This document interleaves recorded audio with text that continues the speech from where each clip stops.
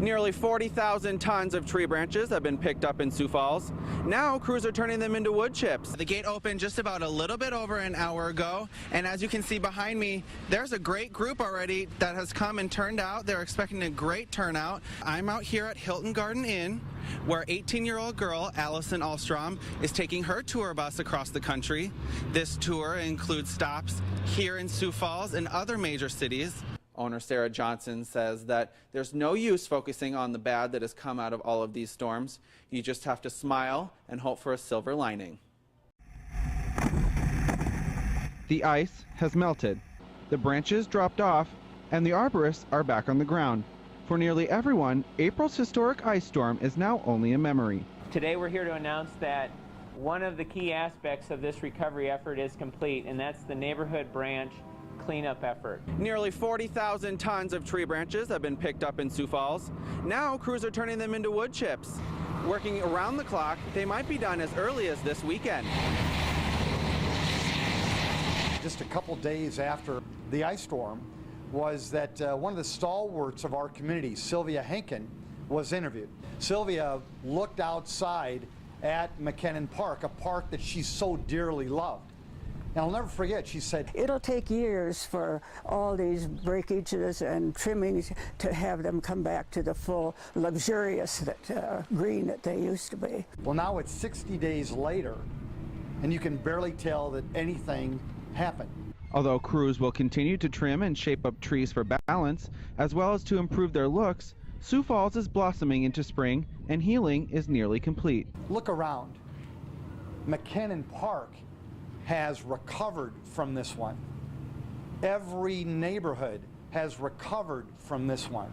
Every street has recovered from this one. The city of Sioux Falls has recovered from this one. Checking out and returning books is now easier than ever at a downtown Sioux Falls library. Once you find the book, CD, or DVD you would like to borrow, you need only to set your stack down. You can place items 5 or 6 on the checkout machine, and it will check all of those out. Bing, bing, bing. You don't have to scan each one of them. So that makes the checkout process faster. Librarian Mary John says the new technology frees up staff for other things.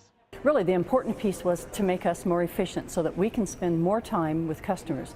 I would much rather use our staff's creative expertise and skills and knowledge, helping people find information and do programming and have direct contact with them rather than just doing ka-chink, ka-chink, checking books in and out all day.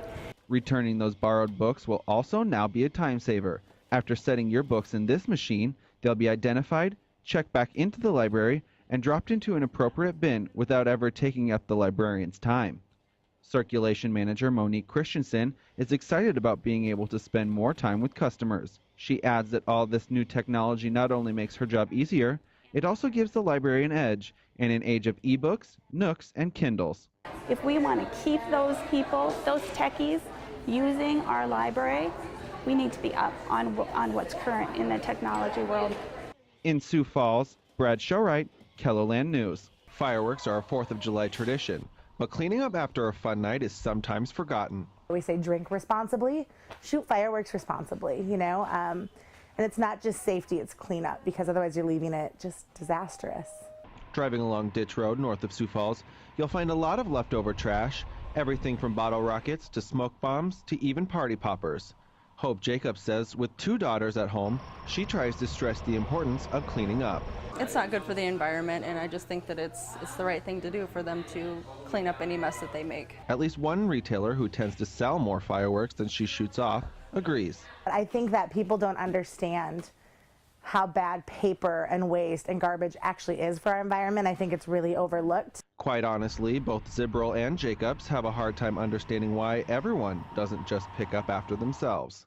It doesn't take long and it's simple. I mean, you could have your kids do it. I used to have to do it for my parents when I was a kid, you know? It's just the right thing to do, not leaving your mess for somebody else to come along and have to take care of. It's the same mentality of if you're driving down the interstate and just ate fast food, do you throw the bag out the window or do you wait till the truck stops? So if you're willing to just throw your trash on the side of the road, you're never going to think about cleaning up fireworks. In Sioux Falls, Brad Schoreit, KELOLAND News.